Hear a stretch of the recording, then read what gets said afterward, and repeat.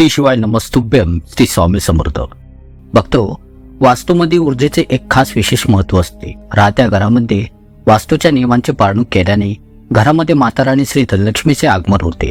परंतु तेथेच काही चुकांच्या कारणामुळे माता राणी श्री लक्ष्मी आपल्यावर रुसून नाराज होते. वास्तूच्या नियमांची योग्य माहिती नसेल तर घरामध्ये पैसेही टिकत नाही. मग भले तुम्ही किती नाक रगडा, मस्तक रगडा, परंतु माता राणी लक्ष्मी अशा घरावर नेहमी क्रोधित राहते. मग तुम्ही जर आपल्या जीवनामध्ये काही नवीन शिकू इच्छिता तर मी अशा धार्मिक, आध्यात्मिक, शास्त्रीय सिद्ध असलेल्या माहितीला आपल्या स्वामी सेवा चॅनलवर वेळोवेळी शेअर करत असतो, ज्याने तुम्हाला निश्चितच फायदा मिळेल. या चॅनलचा उद्देश आहे जनहित आणि जनकल्याण. या तर मग बघतो सुरुवात करूयात आजच्या या व्हिडिओच्या सुंदर माहितीला. ध्यान देऊन ऐका. बघतो नंबर 1. ज्या घरातील महिला झाडूला पायाने बाजूला सरकवतात, पायाने तिला धक्का लावतात, तेथील घरात कधी लक्ष्मीचा वास होऊ शकत नाही. अशा घरामध्ये जीवनभर गरिबी राहते. असे मानले जाते की झाडूमध्ये देवी माता लक्ष्मीचा जागृत वास असतो. बघतो नंबर 2. जी महिला कायम वासलीमध्ये बुडून राहत असते, दुसऱ्यांची चुगली चहाड्या करत राहते, दुसऱ्यांच्या घरामध्ये टकमक वाकून बघते, दुसऱ्यांच्या घरामध्ये नाक खुपसून आडीबाजी करत राहते, तर तिच्या घरामध्ये धनाची हानी होते, कुटुंब परिवारामध्ये कष्ट येतात. गरुड पुराणाच्या अनुसार अशी माणसं सर्व प्रकारच्या सुख धन दौलतीपासून वंचित राहतात. माता राणी लक्ष्मी अशा घरांमध्ये चुकून सुद्धा जात नाही. नंबर 3. जर तुमच्या घरातील महिलांची ही सवय आहे की तवा आणि कढई सारखी गोष्टी भांडी तशीच ठेवून झोपे जातात, तर अशा घरामध्ये सुख आणि समृद्धी कधीच येत नाही. हे गरिबी आणि दुःखाचे कारण बनते, कारण की ही उष्टी भांडी श्राप देतात. त्यामुळे खास करून रात्रीच्या वेळी उष्टी भांडी गॅस अथवा चुलीवर चुकून अजिबात ठेवता कामा नये. बघतो नंबर 4. ज्या घराच्या महिला पायाने धक्का लावून घराचा दरवाजा उघडतात अथवा बंद करतात, तेथून धनाची देवी महालक्ष्मी नाराज होऊन कायमची निघून जाते. त्यामुळे जर तुमच्या घरामध्ये काही असे घडत असेल तर यास तातडीने थांबवावे. बघतो नंबर 5. जर तुमच्या घराची कोणी महिला घराच्या उंबरट्यावर अथवा उंबरड्याच्या बाजूला बसून जेवण खात असेल तर हे त्या घराच्या बर्बादीचे कारण बनते. हिंदू शास्त्रांमध्ये यास खूपच अशुभ मानले जाते. अनावश्यक बेनामतलबचे खात राहणे, नवऱ्याच्या ऐपतीपेक्षा जास्त उच्चस्तरीय खर्चांना करणे, या सर्वांमुळे घरामध्ये विनाशकारी बर्बादी येते. बघतो नंबर 6. आठवड्यातून एकदा मीठ मिसळलेल्या पाण्याने घरातील लादी फरशी पुसून घ्यावी. असे केल्याने माता लक्ष्मीची कृपा बनून राहते. अर्धवट साफसफाई केल्याने धनाची देवी महालक्ष्मी घरातून निघून जाते. बघतो नंबर 7. ज्या घराच्या महिला रात्री किंवा सायंकाळी घरामध्ये झाडू मारतात त्या घरामध्ये कंगाली अवश्य येते. त्यामुळे या सवयीला सोडून द्या. लक्ष्मी नाराज होते, कारण की ही वेळ माता राणी लक्ष्मीच्या आरामाची वेळ असते आणि शास्त्रांच्या अनुसार लक्ष्मीचा वास हा घराच्या झाडूमध्ये असल्याचा मानला जातो. बघतो नंबर 8. जर घराच्या महिलांना फार उशिरापर्यंत झोपून राहण्याची सवय असेल तर ते घर आणि कुटुंब परिवार लवकर नष्ट होऊ लागतो. उशिरापर्यंत झोपून राहणे आणि त्यानंतर उठणे आपला नवरा आणि कुटुंब परिवार आणि सासरच्यांसाठी हे अपयशाचे कारण बनते. देवी लक्ष्मी त्यांची साथ कधीच देत नाही. बघतो नंबर 9. ज्या महिला सकाळी लवकर उठून आपल्या घराचे अंगण साफ व स्वच्छ करत नाही तर अशा घरामध्ये देवी लक्ष्मी कधी प्रवेश करत नाही. घराच्या महिलांनी सकाळी उठल्याच्या नंतर घराच्या अंगणामध्ये पाणी शिंपडले पाहिजे आणि थोडेसे गंगाजल अथवा गोमित्र शिंपडले पाहिजे आणि घर साफ व स्वच्छ ठेवले पाहिजे. अशा घरामध्ये महालक्ष्मी निश्चित प्रवेश करते. ज्या घरामध्ये गंगाजल अथवा गोमूत्राला शिंपडले जाते अशा घरामध्ये देवी लक्ष्मी सोबत सर्व 33 कोटी देवी देवता वास करतात. बघतो असे बोलले जाते की महिलांना समजून घेणे हे खूपच कठीण काम आहे, कारण की महिला नेहमीच पुरुषांसाठी कोणत्या कोडींपेक्षा कमी असत नाही.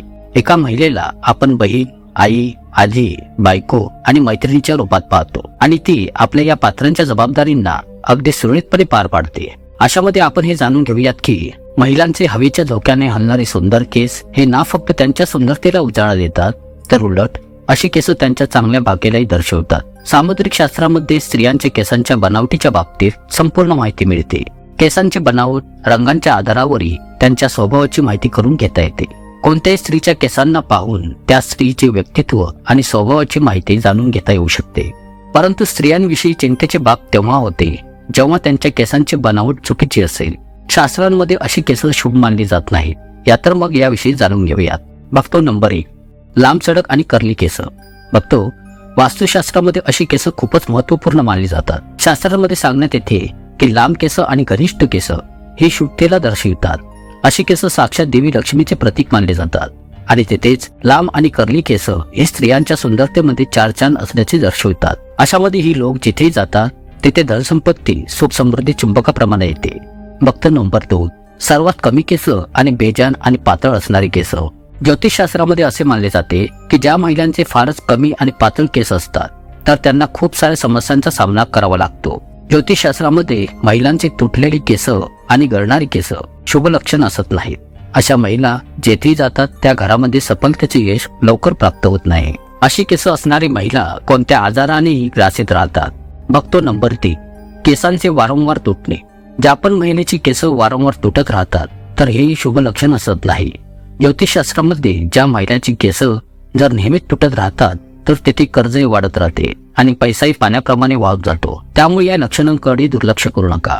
बघतो नंबर 4, जमिनीवर पडून असलेली केस. हे नकारात्मक ऊर्जेला आकर्षित करतात. कायम पाहण्यात येते की जेव्हा कोणत्या महिलेचे केस तुटतात तर त्यांना या महिला जमिनीवर तसेच फेकून देऊन त्यांच्याकडे दुर्लक्ष करतात. ज्याच्या कारणामुळे ही तुटलेली केस जर कोणा चुकीच्या वाईट कर्मकांड करणाऱ्या व्यक्तीच्या हाती लागतात तर ती व्यक्ती या केसांचा वाईट कर्मकांडांच्या क्रियेमध्ये वापर करते.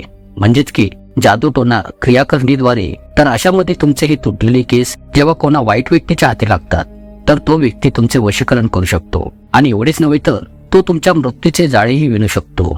त्यामुळे सावधान राहा आणि आपले तुटलेले केस कोणा अनोळखी व्यक्तीला देऊ नका आणि नाही आपले तुटलेले केस इथे तेथे फेकून देऊ नका.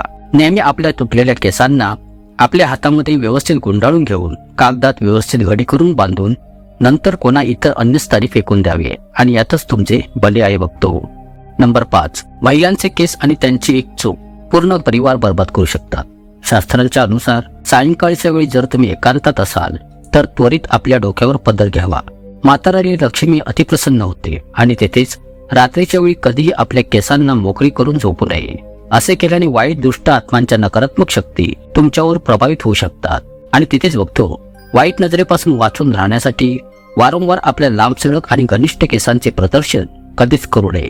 याने तुम्ही बर्बाद होऊ शकता आणि अशामध्ये तुम्हाला कोणाची भयंकर नजर लागू शकते. आणि ही नजर एक न सुटणारी दुखण्याचे भयंकर आजारपण आहे ज्याच्यामुळे निर्जीव दगडालाही ताडा जातो आणि तुम्ही तर एक साधारणसे मनुष्य आहात. बघतो एक म्हण आहे की अंतरून पाहून पाय पसरावे.